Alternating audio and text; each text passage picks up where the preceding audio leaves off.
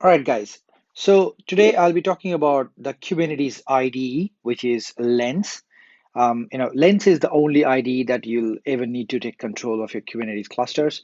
It is really open source and free, and download it. You can just download it today itself. So if you look at the Kubernetes IDE, it is the most powerful IDE for people who really need to deal with the Kubernetes cluster on a daily basis. It is a standalone application for macOS or let's say Windows and Linux operating system, and you can ensure your clusters are properly set up and configured.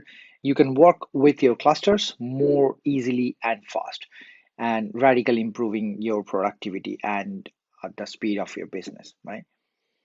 All right, so let's look at the lens.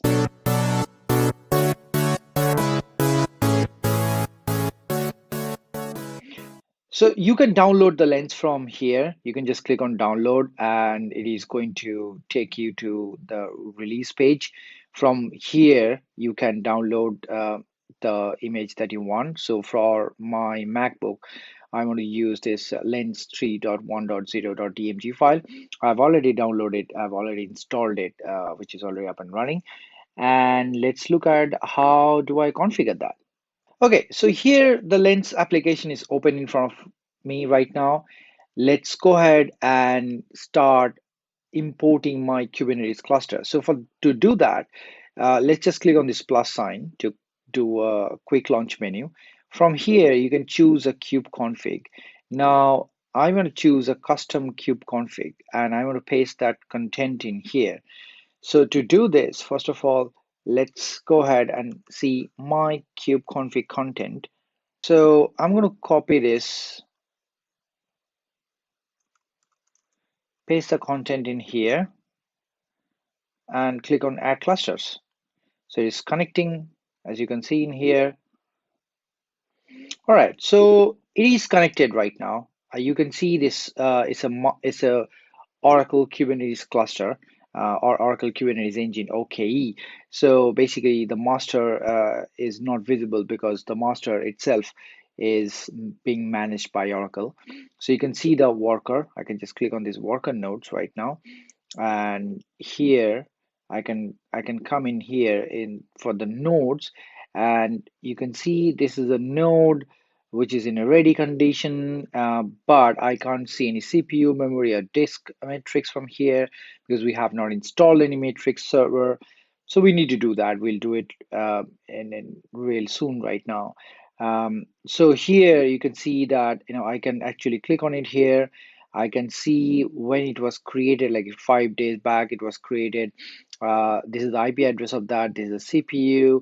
You can see the allocatable CPU in here, the internal and external IP address in here as well. The operating system, the OS image that we have used, the kernel version, the container runtime, the kube led version, which is 1.15.7, and the levels and annotations and whatever the pods that are running on top of this node, right? So from here you can actually go ahead and log into your box itself. So you can click on the node shell, and here you can see that it's going to connect to your node, and from there you can perform any operation that you want onto the node. So let's say that who am I? I'm root. So I do have a root access on this box. I can say that Docker PS to see what are the Docker containers are running in here. So you can see these Docker containers are running into this Kubernetes node. So these are the binaries which are running in there. And any other operation that you can think of, you should be doing it on using this node. You can do it from here itself. um, I can just close this window, and that's about it. And from here, I can just say that I can put this node into the current mode. I can drain the mode, and I can edit itself, and I can delete the node from the cluster itself. Right? So I can do all of these operations from this ID without going anywhere, without even touching my kubectl. Okay. So here, when you go to the cluster mode, you can see the metrics are not available due to the missing or invalid Prometheus configuration. We'll be installing the metric server in here. Let's do that first. So I can click on right click on this configuration, which is the context, and then I can click on settings. Here I can scroll down, and here you can see this matrix is already available here. So I can just click on install. And obviously from here you can also see the manifest itself. The manifest is going to show you in here. So this is all the manifest that is going to be applied on top of it, right? Okay, so now looks like it is being installed. So we can just go back in here. It just takes some time to refresh, and then you can see that it's throwing an error right now. Two warnings itself is there, so you can see all those messages, whatever is coming in from here. So this pod is actually right now in pod initializing mode. You can see that here. Now, if I go back to my workloads overview, you can see that there are number of pods like a 10. There are 5 different deployment. There is one stateful sets. There are 6 daemon sets, and I don't have any jobs or any cron jobs. I can just click on pods, and I can see that it's just coming up. So this is unbound immediate to that. It's just coming up. It just takes some time. And then I can check my deployments in here. I can see the deployments is coming up in here. I can check my daemon sets as well, my stateful set as well. So with this, I can just go back to the nodes, and within some time, I should be able to see the metrics which is going to pour up from the metric server that we have just installed. So we just need to wait for some time until this get initialized and then go from there, right? So from here, you can see the issuer, you can see the config maps. So these are the configurations that you can see. So you can list out the config maps that has been applied. You can check the secrets as well. You can check the resource quotas, the certificates issuers, and the horizontal pod auto scaling as well, right? If I just scroll down to the network, you can see the services as of now. So there are different services which has been spinned up. So apart from all of this, you can see this Prometheus and Node Exporter has just been spinned up, and the cube state matrix, which is literally in 2 minutes. Rest of them were already there. I do not have any ingresses, so you can check any ingresses in here. You can check the network policies as well. You can scroll down to the net storage, and then you can check the persistent volume claim. A PVC of 20 gig has been provisioned. The storage class is OCI, and you can see that there's a persistent volume which is in bound state. So that means a PVC has been bound up to the PV as well. The storage class is obviously the OCI. This is our default storage class. Uh, you can see that there are different namespaces. So, default, cube node release, cube public, cube system. This is the one which has just been created for the metrics server. It's called lens-metrics. You can see the events, from here. So you can check all of the event log. It will show you various information about what has happened into the API. You can install the Helm chart. So all those Helm chart is available in here. So you can click and choose and just go ahead and apply that configuration. You can put access control as well. So you can see this service accounts. So if you want to create a service account and a role binding and you want to give access to something else, you can do that as well.